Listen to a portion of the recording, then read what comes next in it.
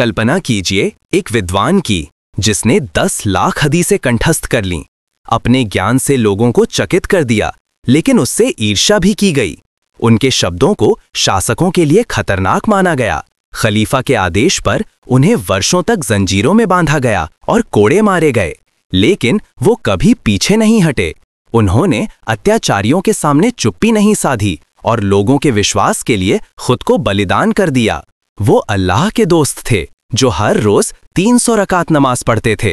वो इतने महान विद्वान थे कि खिज़्र अलैहिस्सलाम ने भी उन्हें सलाम भेजा और अपने गहरे ज्ञान से उन्होंने हम्बली मजहब की स्थापना की। लेकिन वो एक दर्जी के रूप में अपनी रोटी कमाते थे और गरीब और साधारण जीवन जीते थे। कुछ लोगों ने उन्हें उम्मत का उद्धारकर्ता कहा, लेकिन उन्होंने कभी अपनी आत्मा पर भरोसा नहीं किया और जीवन भर प्रायश्चित करते रहे।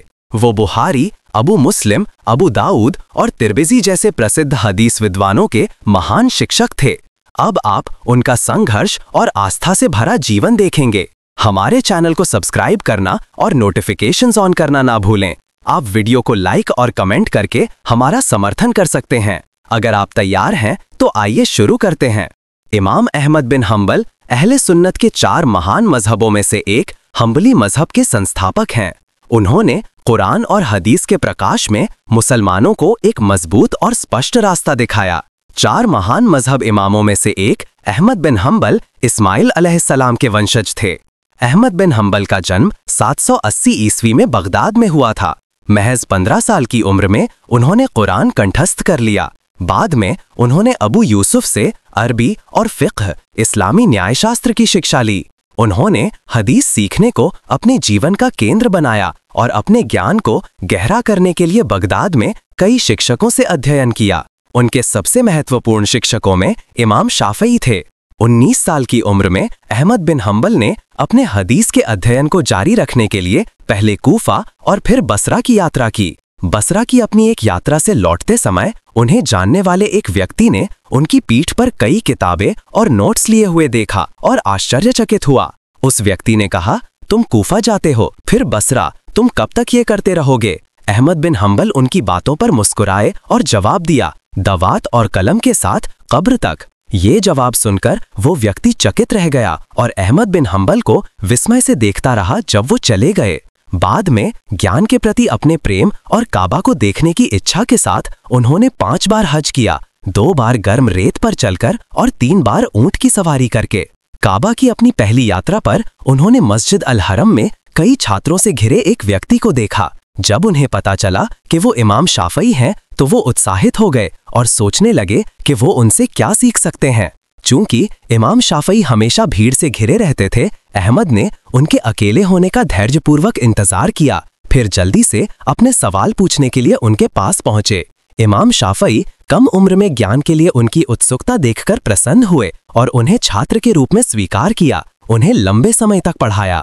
एक साथ लंबा समय बिताने के बाद इमाम शाफ़ई ने उनके बारे में कहा, मैंने बगदाद में अहमद बिन हम्बल से अधिक गुणी, पायस, जानकार और विद्वान किसी को नहीं देखा है। पहाड़ों और पत्थरों का सोने में बदल जाना। एक दिन हज के लिए जाते समय अहमद बिन हम्बल रास्ता भटक गए। जैसे ही वो चलते रहे, उन्होंने सफेद बालों और दाढ़ी वाले एक बूढ़े ग्रामीण को देखा। वो उसके पास गए और कहा कि वो रास्ता भटक गए हैं और पूछा कि किस रास्ते जाना है। ग्रामीण ने मजबूत आवाज में जवाब दिया, अहमद, तुम खुद को क्या समझते हो कि तुम अल्लाह के घर बैतुल्लाह जा रहे हो? अगर अल्लाह तुम्हारे वहां जाने से खुश नहीं है तो बेशक तुम रास्ता भटक जाओगे। ये अप्रत्याशित जवाब सुनकर अहमद बिन हम्बल ने आश्चर्य से कहा, ऐ मेरे रब, तेरे ऐसे बंदे कोनों में और लोगों की नजरों से दूर छिपे हुए हैं। तब उस आदमी ने कहा, तुम क्या सोचते हो अहमद, अल्लाह के ऐसे बंदे हैं कि अगर वे अल्लाह से मांगे तो उनके लिए सारे आसमान और जमीन सोने में बदल जाएंगे। उसी क्षण धरती और पहाड़ अचानक सोने में बदल गए। अहमद बिन हम्बल बेहोश होकर जमीन पर गिर पड़े। बाद में उस आदमी ने उन्हें उठाया और उन्हें रास्ता दिखाया। अहमद अपने अभी अभी अनुभव किए गए चमत्कार से विस्मय में अपने रास्ते पर चलते रहे। अहमद बिन हम्बल और खलीफा महमूद। एक बहुत ही दिलचस्प नियति खुद को दोहराएगी, बिल्कुल अबू हनीफा और इमाम शाफ़ई की तरह। अहमद बिन हम्बल का जीवन भी इस्लामिक राज्य द्वारा यातना और कारावास के साथ गुजरेगा।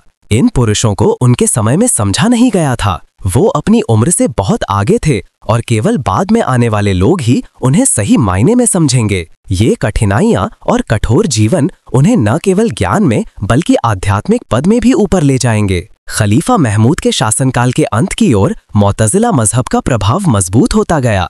इस प्रभाव में खलीफा ने उस समय के प्रसिद्ध विद्वानों को ये राय स्वीकार करने के लिए कहा कि कुरान मखलूक यानी पैदा किया गया था। शुरुआत में कुछ विद्वानों ने कहा कि कुरान पैदा नहीं किया गया था, लेकिन जब उन्हें यातना की धमकी दी गई तो उन्होंने पीड़ा से बचने के लिए खलीफा को वो जवाब दिया जो वो चाहते थे। हालांकि अहमद बिन हंबल ने किसी से या किसी चीज से डरे बिना कहा कि कुरान अल्लाह का कलाम है और पैदा की गई चीज नहीं है।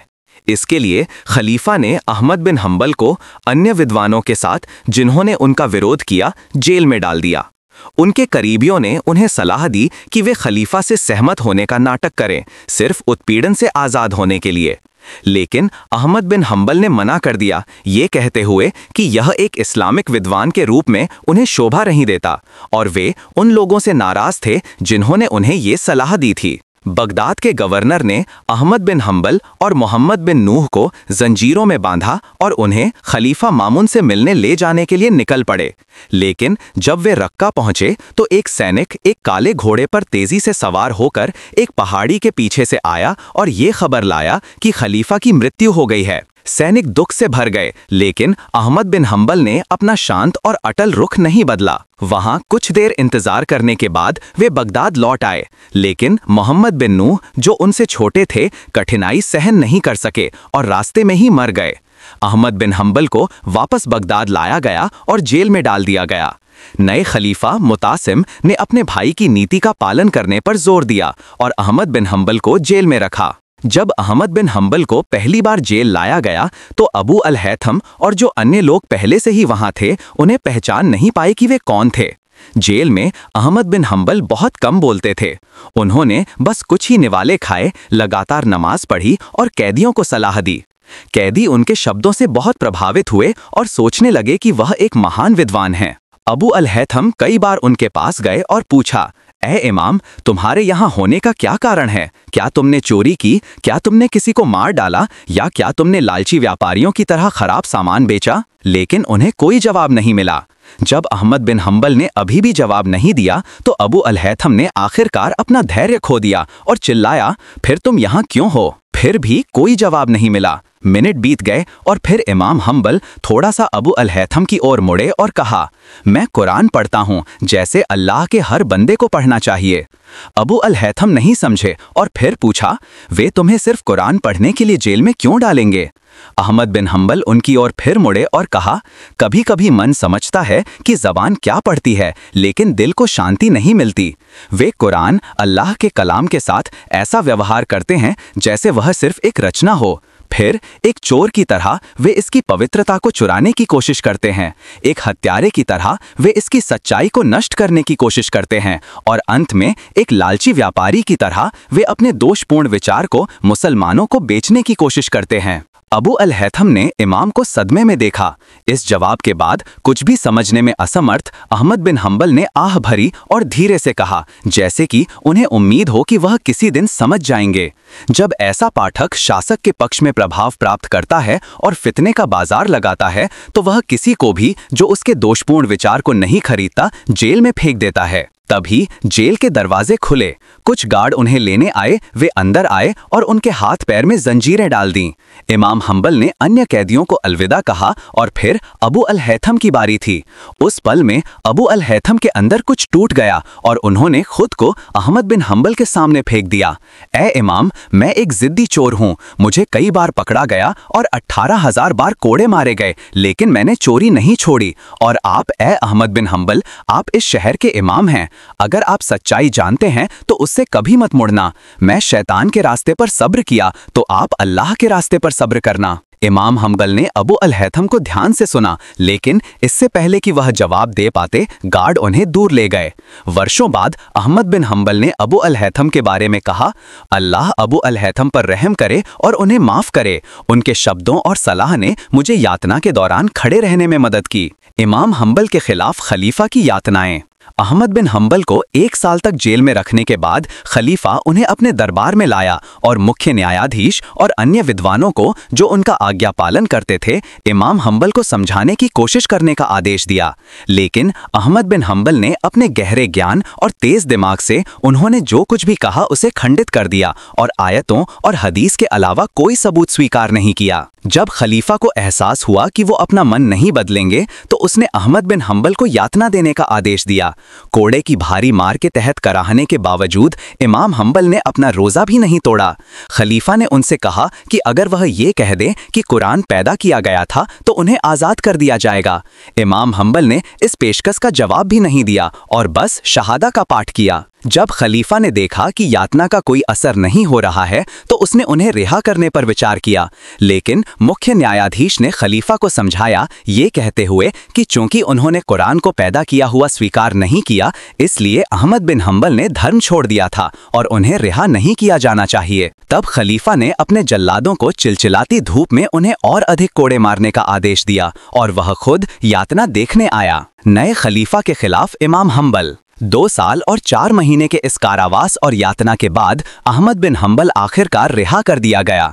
जैसे ही उनके गहरे घाव ठीक हुए, उन्होंने फिर से अपने छात्रों को पढ़ाना शुरू कर दिया। इमाम हंबल को यातना देने वाला खलीफा मुक्तसिम बाद में एक बीमारी से मर गया और उसका बेटा वासिक, जिसका असली नाम हारून था, खलीफा बन गया। उसने अपने पिता के रास्ते का पालन किया और तुरंत स्कूलों में ये पढ़ाना शुरू कर दिया कि कुरान पैदा किया गया था। इन कार्यों से नाराज और अब सरकार के खिलाफ विद्रोह करने के बारे में सोचते हुए लोग, जो अहमद बिन हंबल के लिए एक इस्लामिक विद्वान के रूप में गहरा सम्मान और प्रेम रखते थे, सलाह के लिए उनके पास आए।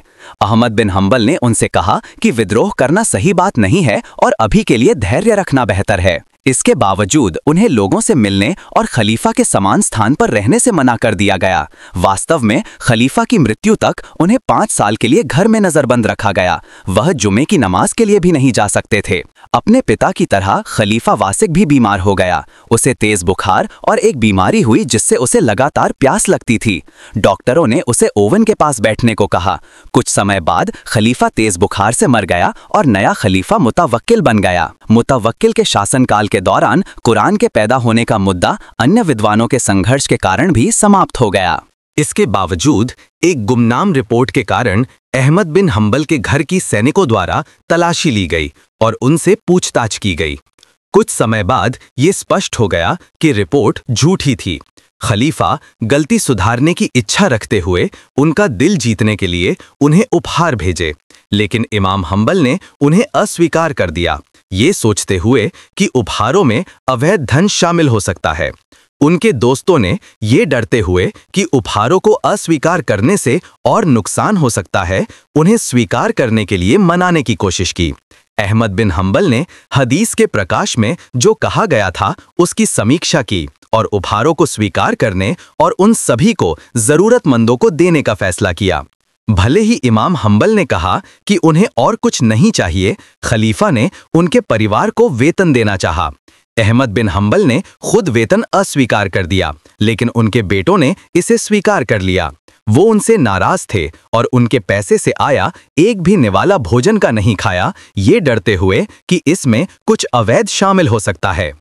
अपने अंतिम दिनों में वे बहुत कमजोर हो गए, इसलिए खलीफा ने उनका इलाज करने के लिए अपना निजी डॉक्टर भेजा, लेकिन डॉक्टर ने कहा कि उनकी कमजोरी बीमारी के कारण नहीं थी, बल्कि बहुत कम खाने, बहुत अधिक रोजा रखने और इबादत के कारण थी। खिज्र अलैहिस्सलाम। एक दिन जब अहमद बिन हंबल और उनके छात्र बैठे थे, एक आदमी अंदर आया और पूछा, अहमद बिन हंबल कौन हैं? जिज्ञासा में सब चुप रहे। अहमद बिन हंबल खड़े हुए और कहा, मैं अहमद बिन हंबल हूं, तुम क्या चाहते हो? उन्हें पाकर उत्साहित वो आदमी बोलने लगा, मैं 400 फरसक दूर से आया हूं। एक जुमे की रात मैं सो रहा था, मेरे सपने में कोई मेरे पास आया और पूछा, क्या तुम अहमद बिन हंबल को जानते हो? मैंने कहा, नहीं, मैं नहीं जानता। तब उसने कहा, बगदाद जाओ, उन्हें पूछो और जब तुम उन्हें पाओ तो उन्हें बता देना कि खिज्र अलैहिस्सलाम ने तुम्हें सलाम भेजा है। आसमान में फरिश्ते तुमसे खुश हैं क्योंकि तुमने कभी अपने नफ्स यानी इच्छाओं का पालन नहीं किया। तुम अल्लाह का आज्ञा पालन करने में बहुत सब्र करने वाले थे। फिर उसने कहा, तो मैं तुम्हें ढूंढने आया। अहमद बिन हंबल ने उत्साह से अपने हाथ उठाए और कहा, माशा अल्लाह, ला हौल वला कुव्वता इल्ला बिल्लाह। फिर वो आदमी के करीब आए और पूछा, क्या तुम्हारे पास और कुछ कहना है या जरूरत है? आदमी ने जवाब दिया, नहीं, मैं बस इसी के लिए आया था। फिर वो उसी दिन बगदाद से चला गया। उनके बेटे अब्दुल्ला के अनुसार यातनाओं से पहले इमाम हंबल हर दिन 300 रकात नमाज पढ़ते थे, लेकिन बाद में क्योंकि उनका शरीर यातना से कमजोर हो गया था, वो केवल लगभग आधा ही पढ़ पाते थे। उन्होंने हर दिन कुरान का 1/7वां हिस्सा पढ़ना भी जारी रखा। अहमद बिन हंबल ने न केवल अपने गहरे ज्ञान से बल्कि अपनी हिम्मत से भी सभी को चकित कर दिया। जिहाद का इनाम कमाने के लिए उन्होंने कुछ समय के लिए थासूस में सीमा प्रहरी के रूप में सेवा की और एक लड़ाई में भी शामिल हुए। 5000 छात्रों के साथ ज्ञान का दायरा। अबू जुरा के साथ उनकी बातचीत के अनुसार अहमद बिन हंबल को 10 लाख हदीसें जुबानी याद थीं। उनके बेटे अब्दुल्ला ने यह भी कहा कि उनके पिता ने 10 लाख हदीसें जमा की और खुद के लिए ये नियम बनाया कि वो हर उस हदीस को याद करेंगे जिसे वे लिखते थे। अपने छात्र जीवन के बाद जो 40 साल की उम्र तक चला, इमाम हंबल ने हदीस पढ़ाना शुरू कर दिया। लगभग 5000 छात्र उनके चारों ओर इकट्ठा होते थे, उनके गहरे ज्ञान से लाभ उठाने के लिए उत्सुकता से इंतजार करते थे।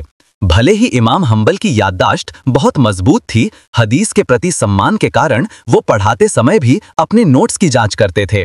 ये देखकर कि उनके शिक्षक 10 लाख हदीसें जुबानी याद होने के बावजूद सम्मान के कारण अभी भी अपने नोट्स की जांच करते थे, उनके छात्रों ने उनके लिए और भी अधिक प्रशंसा महसूस की। उनके सबसे प्रसिद्ध छात्रों में प्रसिद्ध हदीस विद्वान बुखारी, मुस्लिम, अबू दाऊद और तिर्मिजी थे। एक दिन इमाम हंबल और एक अन्य विद्वान मस्जिद में इशा की नमाज पढ़ी और फिर घर जाने लगे। उनकी बातचीत इतनी आकर्षक और सुखद थी कि उन्हें दरवाजे तक पहुंचने तक समय बीतने का पता ही नहीं चला। दरवाजे पर हदीस विज्ञान के बारे में उनकी चर्चा सुबह की नमाज तक जारी रही। उनमें से किसी को भी एहसास नहीं हुआ कि समय कितनी जल्दी बीत गया और अपनी स्थिति पर मुस्कुराते हुए वे मस्जिद लौट आए और साथ में फजर की नमाज पढ़ी। एक दिन अली बिन अब्दुल समेट नाम के एक हदीस विद्वान ने उनसे आशीर्वाद लेने के लिए इमाम हंबल के कपड़े को छुआ। इमाम हंबल नाराज हो गए, अपने हाथ से अपने कपड़े को झटका दिया और दृढ़ता से कहा, तुमने ये आदत किससे सीखी? अहमद बिन हंबल अपनी विनम्रता के कारण खुद को बहुत छोटा समझते थे। वो अक्सर इस्लाम की महान हस्तियों के गुणों का उल्लेख करते थे और आह भरते हुए कहते थे, वे कहाँ हैं और हम कहाँ हैं? अहमद बिन हंबल ने अपने पिता से विरासत में मिली के करघे को किराए पर दे दिया और उन्हें मिलने वाले किराए पर रहते थे। जब वो पैसा अपर्याप्त हो जाता था तो वो कभी कभी शुल्क के लिए किताबों की नकल करते थे, कभी बेल्ट बुनते थे और कभी कभी अपनी पत्नी द्वारा बुने हुए कपड़े बेचते थे। जब घर में खाने के लिए कुछ नहीं बचता था तो वो फसल कटाई के बाद खेतों में जाते थे और अन्य जरूरतमंदों के साथ बचे हुए अनाज इकट्ठा करते थे। उनके रिश्तेदार ने कहा कि जब घर में खाने या पीने के लिए कुछ नहीं होता था तो दुखी होने के बजाय वो खुश होते थे, ब्रेड क्रम्स को पानी में भिगोते थे, उन पर नमक छिड़कते थे और खाते थे। अहमद बिन हंबल की मृत्यु। अपनी मृत्यु के समय इमाम हंबल ने अपना हाथ उठाया और कहा, नहीं, ये संभव नहीं है। उनके आसपास के लोग आश्चर्यचकित हुए और पूछा, ए इमाम, ये क्या है? अहमद बिन हंबल ने जवाब दिया, शैतान मुझसे कह रहा है कि उसके हाथों में मर जाऊं और मैं कहता हूं, नहीं, ये संभव नहीं है। जब तक एक सांस बाकी है खतरा है और हम शैतान के धोखे से सुरक्षित नहीं महसूस कर सकते। उन्होंने निर्देश दिया कि पैगंबर के 2 बाल जो उन्होंने रखे थे उन्हें उनकी आंखों पर और एक उनकी जबान पर रखा जाए। जैसे ही वो मरने वाले थे, ठीक वैसे ही जैसा उन्होंने यातना के दिनों में किया था, उन्होंने कलिमा शहादा का पाठ किया और अपने बेटों और रिश्तेदारों को इसका गवाह बनने के लिए कहा। जुलाई 855 ईस्वी में बगदाद में उन्होंने अपनी आत्मा को इजराइल को लौटा दिया। लगभग 10 लाख लोग उनके जनाजे में शामिल हुए। लोग विभिन्न देशों से आए थे। बगदाद की सड़कें भीड़ से भर गईं। उनके दोस्तों में से एक मोहम्मद बिन कुज़ाइमा ने सुनाया, मैंने अलेक्जेंड्रिया में रहते हुए अहमद बिन हंबल की मृत्यु की खबर सुनी। मैं बहुत दुखी था। एक रात मैंने उन्हें सपने में देखा, खुशी से अपनी बाहें हिलाते हुए चल रहे थे। मैंने उनसे कहा, ए इमाम, ये कैसी चाल है? मैंने दुनिया में तुम्हें कभी ऐसा नहीं देखा। अहमद बिन हंबल ने कहा, दुनिया में जिन्होंने अल्लाह के धर्म की सेवा की वो जन्नत में ऐसे चलते हैं। मैं और उत्सुक हुआ और पूछा, अल्लाह ने तुम्हारे साथ कैसा व्यवहार किया? इमाम हम्बल ने कहा, अल्लाह ने मेरे सिर पर एक ताज रखा, मेरे पैरों पर सोने के जूते रखे और कहा, ए अहमद, क्योंकि तुमने ये नहीं कहा कि कुरान पैदा किया गया था, तुम्हें ये सम्मान मिला है। ए अहमद, सूफियान अथौरी की दुआएं हैं जो तुम तक पहुंची हैं। जैसे तुमने दुनिया में उनके साथ नमाज पढ़ी, वैसे ही यहाँ भी उनके साथ नमाज पढ़ो। तब मैंने दुआ की, ए दुनिया के रब, हमें माफ कर दे और हम पर रहम कर, हमसे सवाल न कर। इस दुआ के बाद अल्लाह ने कहा, ए अहमद, ये जन्नत है, इसमें दाखिल हो जाओ, और मैं जन्नत में दाखिल हो गया। अहमद बिन हम्बल ने अपने सबसे महत्वपूर्ण काम अल मुस्नद को छोड़कर व्यक्तिगत रूप से उनके नाम पर लिखी गई किसी भी किताब को नहीं लिखा, ना ही उन्होंने अपने शब्दों और फतवों को लिखने की अनुमति दी। ये सुनाया जाता है कि उन्होंने इसलिए ऐसा नहीं किया क्योंकि वो कुछ नया सीख सकते थे और अपना नजरिया बदल सकते थे। उनकी मृत्यु के बाद जो काम आज हम तक पहुंचे हैं, वो उनके बेटे अब्दुल्ला और अन्य छात्रों द्वारा लिखे गए थे। हम वीडियो के अंत तक पहुंच गए हैं। अगर आपको ये अद्भुत कहानी और लोगों तक पहुंचाए तो कृपया चैनल को लाइक, शेयर, सब्सक्राइब करें और दुआ के साथ एक कमेंट छोड़ें। अल्लाह आप सभी से राजी हो। आमीन।